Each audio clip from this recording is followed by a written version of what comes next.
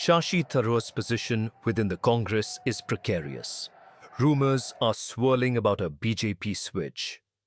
While once unthinkable, several developments have also fueled the debate about Shashi Tharoor contemplating such a crossover. The most recent development that has raised serious questions is his agreement that the constitutional amendment number 130 was valid, whereas the Congress and the entire opposition India bloc called the bill a decimation of democracy. This is what he said regarding the bill. Enough to give you a comment. On the face of it, it seems reasonable that anyone who does anything wrong should be liable to punishment and should not be holding a high constitutional office or a political office. I think that makes sense.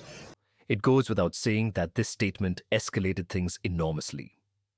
Before his statement on Bill 130, the tension had already reached a boiling point earlier this year, when Tharoor issued a statement saying, "Utilize my services or else I have my own way ahead." Tharoor's words were a warning shot, and the response from Congress leaders was swift and uncompromising. Muralidharan, a senior Congress leader and a former MP from Kerala, did not mince words while saying there are two paths before him. If he feels that he is unable to continue in the present setup, then he should step down from the posts entrusted to him and pursue a political path of his choice. This signals that even senior Congress leaders are contemplating Tharoor's departure. Tharoor's defense, the nation-first approach. Tharoor, for his part, has responded with his trademark articulation. In June 2025, he acknowledged the tensions but affirmed his commitment to Congress. "Yes, I have differences of opinion with the Congress leadership, and that's known to all. I'm not going anywhere. I'm a congressman." He has consistently defended his approach by invoking national interest over party politics, often quoting Jawaharlal Nehru, who said, "Who lives if India dies?" This, Tharoor argues, justifies his willingness to praise the government when he feels it is in the national interest. However, the Congress, which is on a comeback and is fighting hard for it, won't have any of his justifications. Why BJP might welcome Tharoor? Now, given this internal strife, the question of whether Tharoor might consider a shift toward the BJP is more relevant than ever for three reasons. 1. Welcoming Tharoor has symbolic value for BJP. The BJP has a history of welcoming high-profile opposition leaders to signal momentum and weaken rivals. Tharoor's stature would be a major PR win. 2. Despite its organizational strength, BJP's electoral presence in Kerala remains limited. Tharoor could provide much-needed visibility and credibility. 3. Tharoor's UN background and cosmopolitan reputation could help BJP address international perceptions and showcase ideological diversity. Now here are 4 reasons why Tharoor might consider the move. 1. Electoral trends don't favor Tharoor. Tharoor's victory margin has shrunk from nearly 100,000 in 2019 to just over 16,000 in 2024. Without strong party machinery, future wins are uncertain. 2. As seen from Muralidharan and Unithan's statements, Tharoor is increasingly isolated within Congress. 3. On several national issues, Tharoor's positions have mirrored those of the government, drawing criticism from his own party. 4. At 68, Tharoor may be considering his legacy and the potential for a cabinet position or broader national influence. Opportunities BJP could theoretically provide, but a crossover comes with 4 associated risks for Tharoor. 1. Tharoor's core urban, liberal and minority supporters are among the most skeptical of BJP. A switch could erode this base rapidly and end his political career. 2.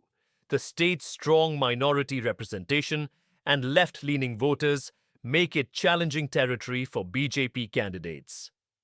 Tharoor won't get any leeway here. 3. High-profile newcomers face limitations within BJP, serving more as symbolic figures rather than genuine power brokers. He won't have the same leeway to say whatever comes to his mind as he does now. 4. Tharoor's brand is built on independent thinking.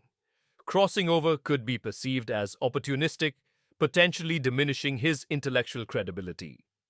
Consequently, this overall situation has created an unusual standoff. Tharoor maintains his Congress membership while his Kerala colleagues openly boycott him. This untenable situation cannot continue indefinitely.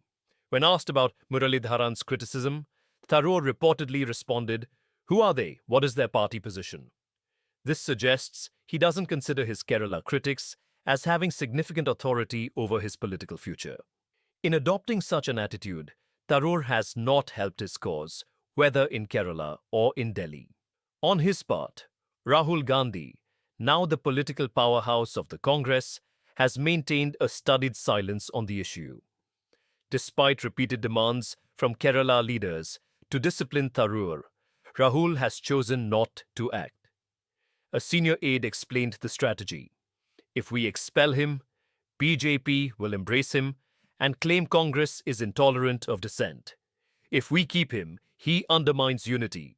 So Rahul's plan is to starve him of influence quietly, without making him a martyr. The consequences. If Tharoor were to defect, the consequences would be threefold. For Congress, it would unqualifiedly imply it is unable to retain even its intellectual heavyweights. But the damage nationally would be symbolic.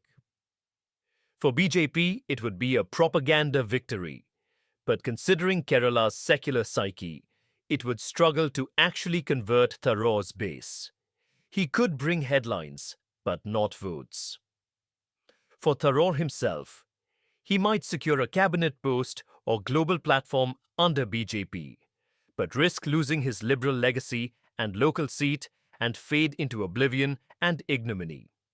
The bottom line is that, at present, Tharoor seems to be maintaining a careful balance, staying with Congress to retain his seat and base while keeping his options open and building a personal independent brand. Tharoor's next steps will depend on the fortunes of Congress and any overtures from BJP. In Indian politics, perceptions can be as powerful as reality. What do you think? Is Tharoor's balancing act sustainable, or is a major realignment on the horizon? Share your views in the comments below. And if you haven't already, do subscribe to News Blitzer for cutting-edge news reports, analysis and opinions. Thanks for stopping by.